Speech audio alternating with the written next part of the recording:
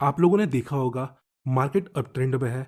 Market कुछ इस प्रकार से मूव करता है, फिर मार्केट नीचे जाता है और फिर मार्केट यहाँ से वापस ऊपर की तरफ कंटिन्यू करता है। तो इस मूव के पहले हम कंफ्यूज रहते हैं, क्या ये एक डाउन ट्रेंड है, क्योंकि प्राइस यहाँ lower low and lower high बनाता है। So this is a good question. देखिए, ये ज़रूरी नहीं अप ट्रेंड के स्ट्रक्चर में आपको हमेशा higher high and higher lows ही मिले, क्योंकि मार्केट जब अप ट्रेंड के दौरान पुल बैक लेता है तो उस पुल बैक के दौरान हमें lower low and lower highs का फॉर्मेशन देखने को मिल सकता है। और कभी कभी ऐसा भी होता है, मार्केट अपवर्ड मूव करता है, फिर हमें काइंड ऑफ चॉपीनेस या हम बोल सकते हैं रेंज देखने को मिलता है।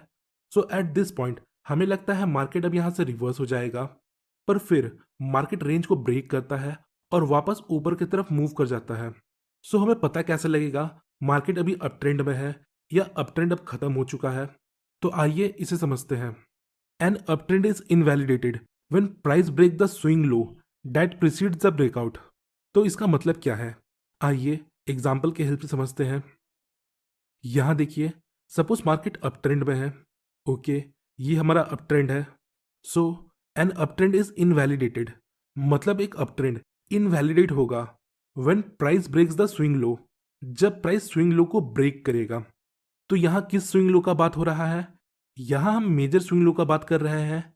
तो जब हम मेजर स्विंग पॉइंट का बात करते हैं तो ये बिगिनर्स के लिए थोड़ा मुश्किल होता है कि कौन सा पॉइंट मेजर स्विंग है, ये पॉइंट या ये या फिर ये। तो हम ये पता कैसे करें? सो सिंपली आपको रीसेंट ब्रेकआउट देखना है और उस ब्रेकआउट से रीसेंट जो स्विंग लो होगा उसे हम मेजर स्विंग कंसीडर करेंगे। फॉर दिस एग्जांपल, ये हमारा हाई है और प्राइस रिसेंटली इसे ब्रेक करता है। Next, where is the swing low that precedes the breakout, मतलब ब्रेकआउट के पहले स्विंग लो कहाँ है? सो ये ब्रेकआउट है और ये इसके पहले का स्विंग लो। तो इस पूरे सेंटेंस का मतलब है, ये अप ट्रेंड तब तक वैलिड है जब तक ये स्विंग लो ब्रेक नहीं होता, और जब ये स्विंग लो ब्रेक हो जाता है तब इस पॉइंट पर अप ट्रेंड इनवैलिड हो जाएगा। ब्रेक का मतलब कैंडल का क्लोजिंग इसके नीचे होना चाहिए। हम यहाँ विक को ब्रेकआउट कंसिडर नहीं करेंगे। सो ऑलवेज कैंडल के फॉर्म होने का वेट करें, या हम बोल सकते हैं कैंडल के क्लोजिंग का वेट करें। आइए चार्ट पर कुछ एग्जांपल्स देखते हैं। यहाँ देखिए, मार्केट अप ट्रेंड में है। नेक्स्ट, मार्केट रिसेंटली इस हाई को ब्रेक करता है।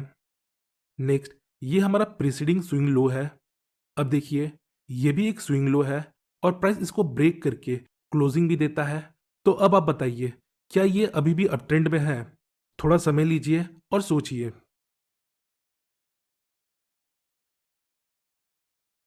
तो इसका आंसर है, ये अभी भी अप ट्रेंड में है, क्योंकि इसने अभी तक इस स्विंग लो को ब्रेक नहीं किया date precedes the breakout.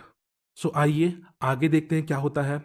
Market थोड़ा नीचे आता है और यहाँ सपोर्ट लेकर वापस ऊपर की तरफ कंटिन्यू करता है, बिकॉज ये वो स्विंग लो है जिसे हमें अटेंशन देना है।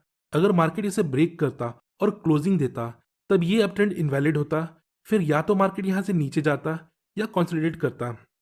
So remember, uptrend is invalidated only after the price break below the swing low that precedes the breakout। आइए नेक्स्ट एग्जांपल देखते हैं। मार्केट अपट्रेंड में है। नेक्स्ट, ये रिसेंट हाई ब्रेक और ये प्रीसीडिंग स्विंग लो, और प्राइस इस लेवल को ब्रेक करता है और क्लोजिंग भी देता है। अब आप बताइए, क्या ये अभी भी अपट्रेंड में है या अपट्रेंड इनवैलिड हो चुका है?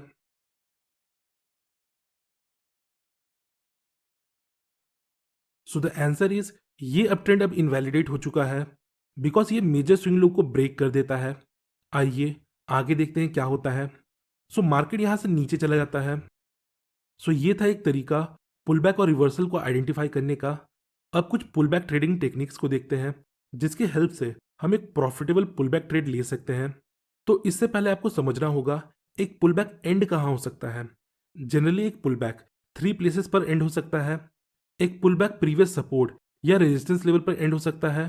फॉर एग्जाम्पल, यहाँ देखिए कैसे प्राइस अपने प्रीवियस की लेवल तक पुल बैक लेता है और फिर वापस ट्रेंड को कंटिन्यू करता है। बट ऐसा ज़रूरी नहीं हर बार प्राइस अपने प्रीवियस की लेवल तक पुल बैक ले। समटाइम्स ये प्रीवियस की लेवल तक जाता है और कभी कभी ये उसके पहले ही टर्न हो जाता है। नेक्स्ट, अगर प्राइस किसी पर्टिकुलर मूविंग एवरेज पर दो बार टेस्ट कर चुका है तो नेक्स्ट टाइम जो पुल बैक होगा वो अगेन मूविंग एवरेज पर एंड हो सकता है और प्राइस वहां से कंटिन्यू कर सकता है। नेक्स्ट, एक पुल बैक ट्रेंड लाइन के पास एंड हो सकता है। जैसा कि आप देख सकते हो, इन पॉइंट्स के बेस पर हमने एक ट्रेंड लाइन ड्रॉ किया।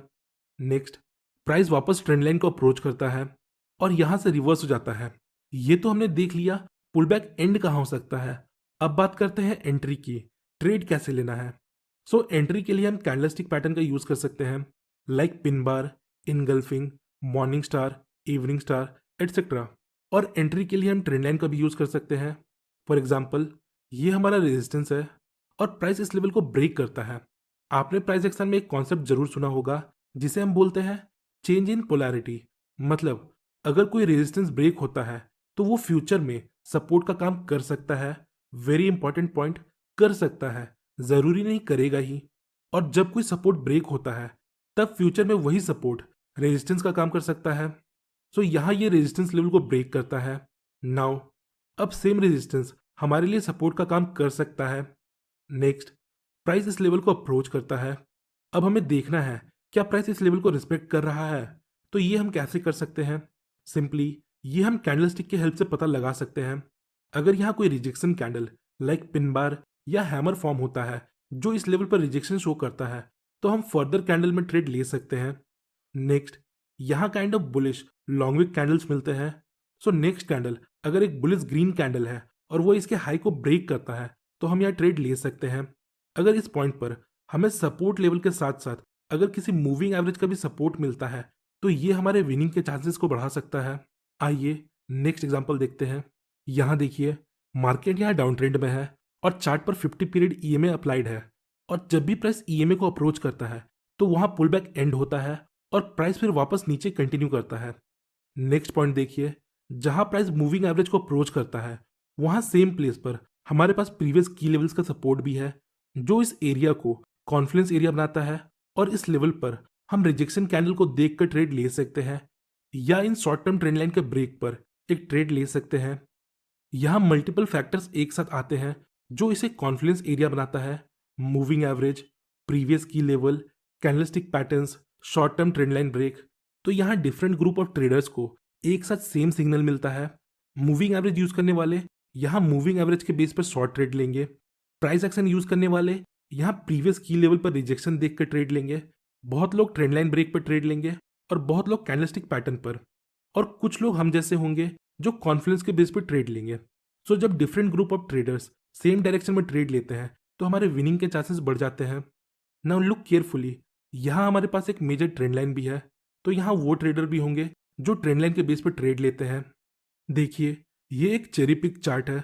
जरूरी नहीं बार बार सारे फैक्टर्स आपको एक साथ मिले, पर अगर आप पुल बैक ट्रेडिंग में कॉन्फ्लुएंस के बेस पर ट्रेड लेते हो तो आपको एक बेटर एज मिलेगा। सो होपफुली गाइस आपको इस वीडियो से थोड़ी इन्फॉर्मेशन मिली होगी। अगर आपको वीडियो इन्फॉर्मेटिव लगी तो वीडियो को लाइक